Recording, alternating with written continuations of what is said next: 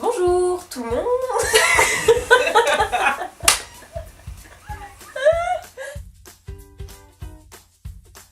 Bonjour tout le monde. Alors on a décidé de faire cette petite vidéo pour vous présenter notre initiative, le Buddy System Réfugié.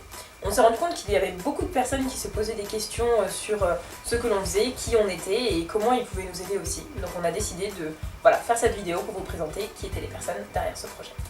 Alors avec Kimita et Adèle, on est 3 étudiantes de l'Université de Poitiers et on a décidé de créer toutes les 3 cette association depuis septembre 2007. Alors qu'est-ce que le Buddy System Réfugié? C'est un système d'échange entre des demandeurs d'asile et des étudiants.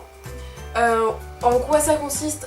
Principalement on donne des cours de français, mais on a également des partenariats avec notamment le TAP et d'autres centres culturels qui permettent d'aller au-delà du cours de français et aussi partager des moments, des spectacles, etc., des visites au musée.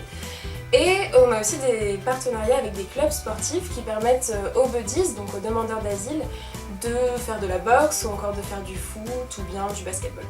Cette initiative a été créée parce que, comme vous le savez tous, il y a un peu plus d'1 an, le camp de réfugiés de Calais a été démantelé. Et c'est à partir de ce moment-là que les demandeurs d'asile qui étaient présents sur place ont été répartis sur différentes zones, donc sur le territoire français. Et une centaine sont arrivés à Poitiers en juin dernier. À partir de ce moment-là, ils étaient complètement isolés, il n'y avait aucune aide qui leur était apportée et aucun cours de français ou quelque chose pouvant leur permettre de créer un lien social tout simplement.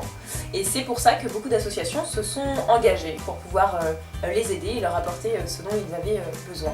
Et c'est là où nous, à la rentrée, on s'est rendu compte que aussi les étudiants pouvaient participer à cela, qu'on avait du temps, qu'on avait de l'énergie et qu'on avait simplement envie aussi de faire ça, et c'est comme ça que l'association a été créée. Alors comment ça s'organise? On fonctionne par groupe qui mêle buddies et étudiants. Donc l'association réunit actuellement 90 volontaires étudiants pour 85 buddies. Le nôtre compte actuellement 9 buddies, donc Malek, Isaac, Adam, Ibrahim, Aladine, Izou, Emmanuel, Amidoula et Ranwali. Pour 4 profs étudiants, donc Alexis, Kimita, Adèle et moi-même. Donc on se réunit tous les jeudis après-midi et chaque semaine on essaie de leur apporter des connaissances en conjugaison, en grammaire, mais ça va plus loin que le simple cours de français, c'est-à-dire qu'on échange, on fait aussi des activités avec eux. On va par exemple à la patinoire, ce qui était vraiment une très belle expérience. Et on établit également une relation de confiance, c'est-à-dire qu'on va aussi les aider pour des trucs un peu moins marrants, par exemple aller ouvrir un compte en banque ou leur rendez-vous à Pôle emploi. Donc c'est vraiment une relation qui s'établit, c'est pas seulement nous, professeurs, étudiants français, qui leur apportons, ils nous apportent aussi beaucoup et c'est ça le cœur du Buddy System. Oui, en fait je pense que tu as déjà dit beaucoup, mais c'est vrai que cet échange, ça apporte énormément. Donc on pense souvent qu'on n'a pas le temps, on a cette impression quand on est étudiant et même au-delà, quand on n'est plus étudiant, on a cette impression de jamais avoir le temps.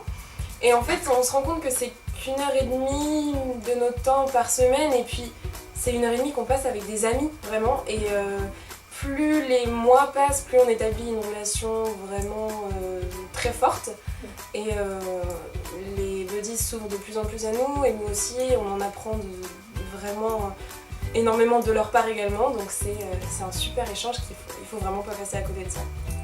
Et puis c'est vrai que, au départ, on pensait pas que ça allait prendre cette ampleur, parce que là, maintenant, on se rend compte que la majorité des demandeurs d'asile sur Poitiers peuvent, s'ils le veulent, avoir accès à un cours de français ou pouvoir rencontrer des étudiants français. Et c'est un plaisir de se rendre compte que même des étudiants viennent nous voir et nous disent « Mon cours s'est super bien passé, j'ai énormément appris, j'ai appris des mots en arabe ou en pachto ou dans je ne sais quelle langue ». Et c'est vraiment un échange interculturel et c'est un échange humain aussi qui est fait, parce que, comment dire, quand on lit les journaux, quand on regarde la télé, les seules choses dont on entend, c'est les violences que certains migrants ont pu faire, le terme migrant, et c'est des choses qui sont... En tout cas, nous, on apporte l'argument contraire à tout ça en disant bah non, nous on est face à des personnes qui sont humaines et on a juste envie de partager quelque chose, on apprend, je pense, bien plus d'eux que eux n'apprennent de nous. Oui, puis je trouve ça intéressant ce que tu dis au niveau des des médias, etc. C'est-à-dire qu'à chaque fois qu'on parle du flot de réfugiés ou ce genre de grandes phrases... C'est ça, on est confronté à une masse en fait. On est confronté à une masse, on ne sait pas qui c'est, et donc forcément ça peut faire peur. Et sauf que quand on apprend à rencontrer justement ces personnes-là, et ben on met des noms et on met des visages sur ce qui se passe, et aussi surtout des histoires, et ça prend toute une autre ampleur, et c'est fantastique, vraiment. On donne un nouveau visage aux victimes. Si vous hésitez encore à nous rejoindre, on a eu cette petite idée de demander à des volontaires de l'assaut de partager avec vous leur expérience et leur ressenti. Et on espère que ça va vous convaincre. C'est parti. Donc comme on les a rencontrés, on a simplement eu leur numéro et on s'est fixé un lieu de rendez-vous. On a fait le premier cours comme ça. Ils se sont présentés comme très agréables et motivés. Donc ça, c'était les 2 trucs qu'on a retenus. Et pour communiquer avec eux, c'était franchement très facile. On a trouvé des moyens, c'était très fluide. Et du coup, on a commencé à organiser des cours. C'est très libre au niveau de ce que vous voulez faire dans les cours. Et nous, on fait les choix avec eux des thèmes pour savoir ce qu'ils ont envie de travailler pour qu'ils passent aussi un bon moment. Voilà. Et le dernier point, c'est que maintenant qu'ils ont fait des progrès, on peut se permettre des libertés, comme par exemple aller au musée, ou on projette aussi d'aller voir des spectacles ou des petits concerts. Du coup, en gros, ce que nous on vous conseille de retenir, c'est que le but, c'est de les faire progresser en français tout en passant un bon moment. On n'est pas forcément au courant de tout ce qui se passe par rapport aux réfugiés pour que justement ce mot ne soit plus juste un mot qu'on emploie dans les médias ou autres, mais un mot sur lequel on peut mettre des vraies personnes, et à ce moment-là, ça change tout sur notre perception de ce qui se passe. On les appelle les buddies, mais ce sont maintenant bien plus que des buddies, ce sont des amis, des personnes avec qui on échange beaucoup, avec qui on a créé du lien, et je pense que c'est la principale réussite de ce projet. J'aimais bien l'ambiance et je continue toujours, là il y a quelques mois, à donner des cours. Et j'apprends toujours en donnant des cours. Quand j'ai rencontré les responsables, on m'a dit que tout ce qu'il faut, c'est bien sûr pouvoir parler la langue française et la volonté avant tout. Tout d'abord, énorme big up à Adèle, Kiminta et Léa qui sont au top des grandes chefs, qu'on se le dise. Sinon, au niveau de notre participation dans l'association, on l'a intégrée au début. À sa création. À sa création, il y a approximativement 7 mois. Et moi, les buddy systems réfugiés, je considère ça plus comme de la vie que du travail, en quelque sorte.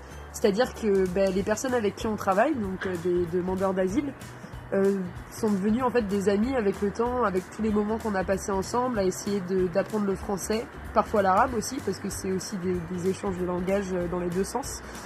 On fait énormément d'activités aussi avec eux. On fait des jeux, les cours de français sont... C'est pas formel. Mais... Voilà, c'est pas formel, c'est plus des bons moments partagés ensemble, parce qu'on sait à quel point c'est difficile aujourd'hui d'être dans une situation d'attente en France. Et puis c'est hyper gratifiant de voir les progrès qui sont faits de semaine en semaine. Donc voilà. Si vous hésitez encore, n'hésitez plus. Super enrichissant parce qu'on a rencontré des super personnes. C'est un échange super intéressant parce qu'on se rend compte aussi de l'insécurité dans laquelle ils pouvaient vivre, leur ambition plus tard en France, et ça nous pousse à venir toutes les semaines les aider. Et nous, on est intéressés par le sort des réfugiés, donc on en parle beaucoup dans l'actualité, tout ça. Donc on a 2 buddies de réfugiés et ils sont vraiment très motivés, prêts à apprendre le français, à s'intégrer. Il y a aussi le fait que les gars, tous les 4, ils aiment le foot, du coup c'est une passion qu'ils peuvent partager ensemble. C'est pas qu'une relation de prof à élève finalement, c'est aussi devenu nos amis, on a à peu près le même âge. Et on fait pas mal de sorties, on va au théâtre, on va jouer au foot, on va au parc, ils sont venus chez nous pour Noël. C'est aussi une relation finalement de pote à pote quoi. Voilà, on ne savait pas trop à quoi s'attendre parce que on savait que c'était des demandeurs d'asile sur Poitiers, mais à force d'entendre des expressions telles que les migrants, un peu globalisantes comme ça, il y a une sorte de déshumanisation qui s'opère, et en fait, avec le système, on s'est rendu compte que c'était vraiment des gens qui avaient tous des parcours différents. Il y en a qui étaient étudiants au Soudan, et du coup, on avait un rapport plus d'étudiants. Il y en a qui étaient mécaniciens et qui ont 30 ans. Donc voilà, ils ont tous des parcours de vie différents, mais ça nous a vraiment permis de voir leur individualité en tant que personne. On essaie de les intégrer en fait, de leur permettre de trouver un travail et de recommencer. Je regrette pas du tout cette expérience. J'avais peur que ça me prenne beaucoup de temps dans la semaine. J'avais des petites appréhensions comme ça. Finalement, pas du tout, quoi.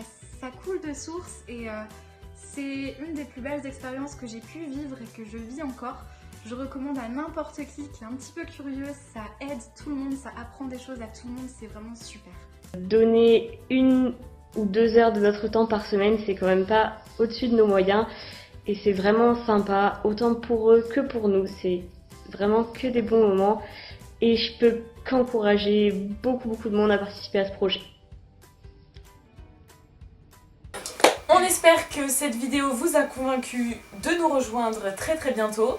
Et si vous avez besoin de plus d'informations sur ce que nous faisons et sur peu importe, sur tous les nouveaux projets, exactement, on a une page Facebook qui s'appelle Buddy System Réfugiés, page publique, où on publie tout ce qui se passe dans cet assaut. Donc n'hésitez pas à liker la page.